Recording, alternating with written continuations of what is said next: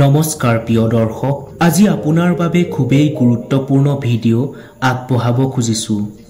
একেবাৰে সহজ আৰু সাধাৰণ উপায়েৰে আপুনি কিদৰে নিজৰ চুলি দীঘল, ঘন, ক'লা আৰু চুলি সৰা বন্ধ কৰিব, কিদৰে আপোনাৰ চুলি মজবুত কৰিব, লগতে আপোনাৰ চুলিত উফি হোৱাৰ পৰা কিদৰে চিৰদিনৰ বাবে বাচি থাকিব, তাৰ এটা চমৎকাৰী উপায় আপোনাৰ বাবে আগবঢ়াই দিম। প্ৰিয় দৰ্শক, আপোনাৰ ঘৰত নিশ্চয় লং আছে বা সহজতে আপুনি যিকোনো গেলামালৰ দোকানৰ পৰা লং কিনিবলৈ পাব। এই লঙে আপোনাৰ চুলিখিনিক এক নতুন ৰূপ দিব পাৰে।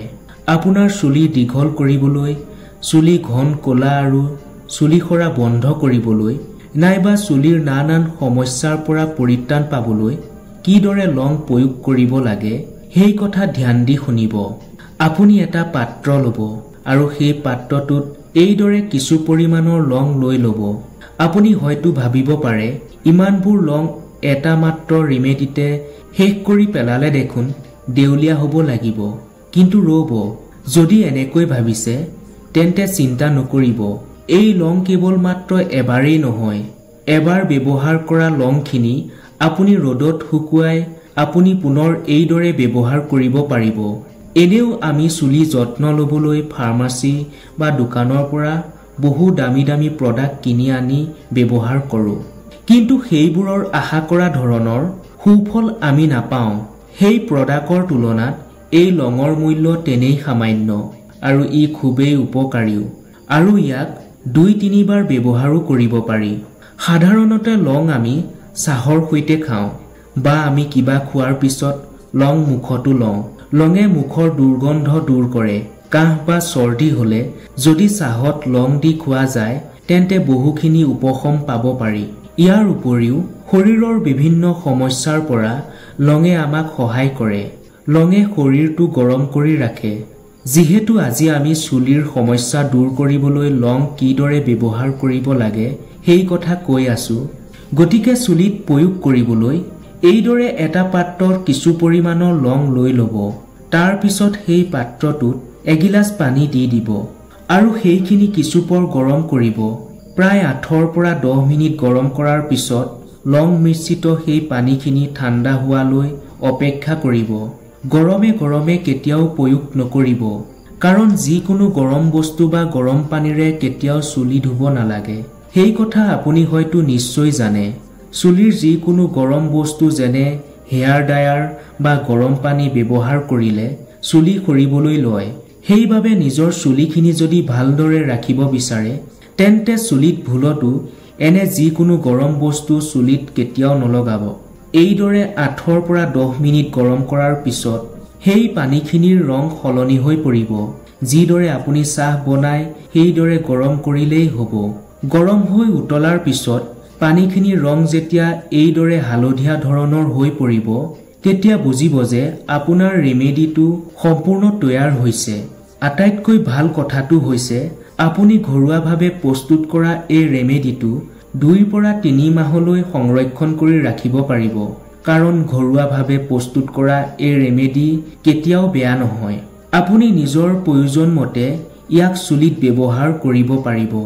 কিদৰে ব্যৱহাৰ কৰিব লাগিব সেই কথাও জানি লওক। নৰ্মেল স্প্ৰে বটলত ভৰাই আপুনি এই ৰেমেডি প্ৰয়োজন মতে ব্যৱহাৰ কৰিব পাৰিব। অনলাইনত অৰ্ডাৰ কৰি বা ঘৰৰ ওচৰৰ ভাল দোকানত সহজে এই ধৰণৰ স্প্ৰে বটল কিনিবলৈ পাব। 8 পৰা 10 মিনিট গৰম কৰাৰ পিছত লং মিশ্ৰিত পানীখিনি যেতিয়া ঠাণ্ডা হ'ব তেতিয়া এই পানীখিনি আন এটা পাত্ৰত চেকনিৰে চেকি ল'ব আৰু চেকনিত ৰৈ যোৱা লংখিনি ৰ'দত ভালদৰে শুকাবলৈ দিব, কাৰণ ভালদৰে শুকোৱাৰ পিছত সেই লং আপুনি পুনৰ ব্যৱহাৰ কৰিব পাৰিব। চেকনিৰে চেকি পাত্ৰটোত থোৱা সেই লং মিশ্ৰিত পানীখিনি ঠাণ্ডা হোৱাৰ পিছত ব্যৱহাৰ কৰিব। গৰমে গৰমে ব্যৱহাৰ কৰিলে এই ৰেমেডিৰ পৰা আপুনি কোনো সুফল কেতিয়াও নাপাব। ইতিমধ্যে আপোনাক কৈছো যে গৰম বস্তু যেনে হেয়াৰ ড্ৰায়াৰ, গৰম পানী আদি কেতিয়াও চুলিত ব্যৱহাৰ নকৰিব। গৰম বস্তু চুলিত লগালে সেই চুলি দুৰ্বল হৈ পৰে আৰু চুলি সৰিবলৈ আৰম্ভ কৰে। চেকনিৰে চেকি লোৱাৰ পাছত যেতিয়া সেই পানীখিনি ঠাণ্ডা হ'ব তেতিয়া সেই পানীত এটুকুৰা নেমু চেপি দিব। নেমুৰ ৰস এই কাৰণে দিব লাগে কাৰণ নেমুৱে মলি লেতেৰাখিনি পৰিষ্কাৰ কৰে আৰু বীজাণু নাশ কৰে। মলিখিনি পৰিষ্কাৰ হলেহে এই ৰেমেডিয়ে ভালদৰে কাম কৰে। তেতিয়াহে চুলিখিনি গ্ৰোথ হ'ব আৰু চুলিত থকা উফি নোহোৱা হ'ব। নেমুৰ ৰস মিহলোৱাৰ পিছত সেই পানীখিনি অলপ পৰিমাণৰ নাৰিকল তেল দি দিব। নাৰিকল তেল এইবাবে দিব লাগে কাৰণ নাৰিকল তেলে চুলিখিনি মিহি কৰাৰ লগতে চুলিৰ উজ্জ্বলতা বৃদ্ধি কৰে। 4-5 টোপালমান নাৰিকল তেল দি সেইখিনি এখন চামুচেৰে মিশ্ৰণ কৰি ল'ব আৰু তাৰ পিছত স্প্ৰেৰ বটলত ভৰাই লৈ সেইখিনি চুলিৰ গুৰিত ভালদৰে স্প্ৰে কৰি দিব। এই ৰেমেডিটো চুলিত প্ৰয়োগ কৰাৰ পিছত প্ৰায় 3 পৰা 4 ঘণ্টালৈকে চুলিখিনি নুধুব। পৰাপক্ষত নিশাৰ শোৱা আগে আগে লগাই পুৱা চুলিখিনি ধুলে বেছি সুফল পাব পাৰি।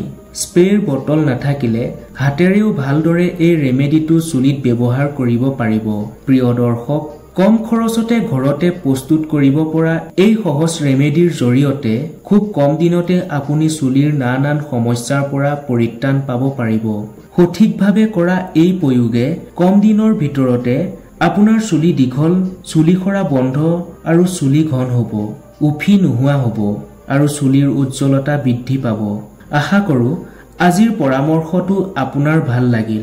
যদি ভিডিঅ'টোৰ পৰা অলপ হ'লেও উপকৃত হোৱা বুলি ভাবিছে তেন্তে ভিডিঅ'টো লাইক কৰি আপোনাৰ চিনাকি যিসকলৰ চুলিৰ সমস্যা আছে তেওঁলোকক শ্বেয়াৰ কৰিবলৈ নাপাহৰিব। ধন্যবাদ।